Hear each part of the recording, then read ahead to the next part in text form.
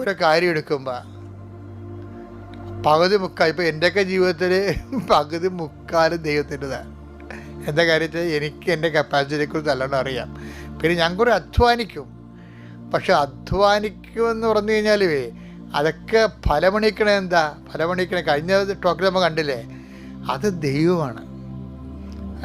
അവൻ ചെയ്തതെല്ലാം അവിടുന്ന് ശുഭമാക്കുകയും ചെയ്തു എന്ന് പറഞ്ഞില്ലേ. അപ്പം ശുഭമാക്കണത് ആരാണ്? നമുക്ക് ചെയ്യാനേ പറ്റത്തുള്ളൂ. ശുഭമാക്കണത് ആരാണ്? ദൈവമാണ്. അപ്പം ആ ഒരു ബോധത്തിൽ എല്ലാ സമയത്തും ദൈവത്തിനെക്കുറിച്ച് ഓർക്കാനും ദൈവത്തിൻ്റെ സ്പേസ് നോക്കിയിട്ട് അവിടെ കയറി നമ്മൾ കരുക്കൾ വെക്കരുത്. മനസ്സിലായില്ല? അത് ദൈവത്തിൻ്റെ സ്പേസാണ്. നന്ദിയോടെ വിനയത്തോടെ നന്ദി പറഞ്ഞുകൊണ്ട് മഹത്വപ്പെടുത്തി മറ്റുള്ളവർക്കും ദൈവത്തിനെ പറഞ്ഞു കൊടുത്ത് അങ്ങനെ നല്ല സുവിശേഷ സാക്ഷിയായി ദൈവ പൈതലായി ജീവിക്കുക. കർത്താവ് നിന്നെ അനുഗ്രഹിക്കട്ടെ.